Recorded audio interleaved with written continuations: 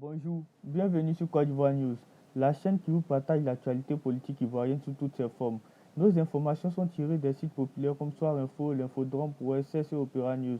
N'oubliez pas de vous abonner et d'activer la cloche de notification afin de ne rater aucune de nos vidéos.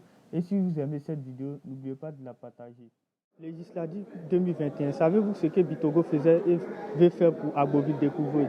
Depuis 10 ans, en tant que député d'Agboville, le ministre Adama Bitogo versait des indemnités de députés aux familles les plus démunies d'Agboville. Aujourd'hui encore, il s'est dit prêt à faire face à cet énorme sacrifice pour sa ville natale. Mais pas si vite. Savez-vous à quelle occasion compte-t-il le faire?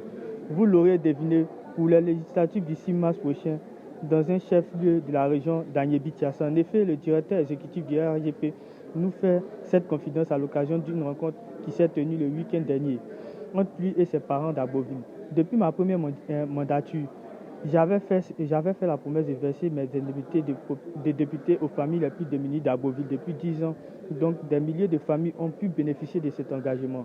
Le week-end dernier, je l'ai encore réitéré. D'autres familles continueront de bénéficier de mes indemnités dès ma réélection au soir du 6 mars. Les femmes et les jeunes seront au cœur de mon engagement social pour les années à venir, a confié ce lundi sur son compte Facebook, soit un jour après l'intervention de la Commission électorale indépendante CEI au sujet des candidats retenus pour la législature du 6 mars 2021. C'est injuste que Picheri Balé n'ait pas connu la même faveur accordée aux femmes de GPS. J'aurais tant aimé dire un immense merci au président de la République et me prêter avec ensemble de l'opposition à l'organisation d'une cérémonie de reconnaissance parce que le chef de l'État, en libérant tous les détenus politiques, civils et militaires, en sécurisant le retour des exilés et réfugiés, aurait démontré enfin sa compréhension du prochain compassion. Autant la sévérité est nécessaire dans la conduite d'un peuple, autant est-il important que le chef comprenne qu'un résultat, aucune solution ne s'obtient en Côte d'Ivoire.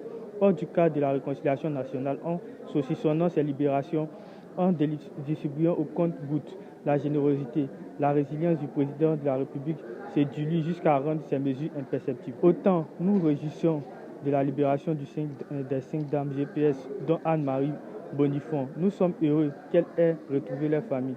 Autant il nous paraît injuste que Picheri Balé n'ait pas connu la même faveur.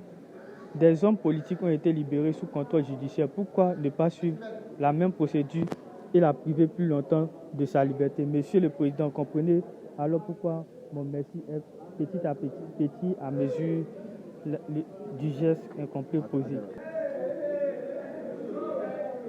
Debo Jeka du PDCI avant les législatives, Valentin Kwasi évoque son cas. La campagne pour les législatives du 6 mars prochain n'a pas encore débuté, que des embauches dans les rangs de l'opposition sont déjà annoncées. Ce samedi 30 janvier, le journal pro-gouvernemental Le Matin annonçait à sa une le ralliement de 3 délégués du PDCI RDA à Presco au RAGP. Suite de cette révélation qui défraie la chronique et pour faire la lumière sur les rumeurs de débauche qui enflent à la veille de ces élections, nous avons joint dans la soirée de ce dimanche 31 janvier le président de la jeunesse urbaine du PDCI RDA, du PDCI urbaine Kwasi Valentin, lui-même candidat dans la circonscription électorale de Bongouanou.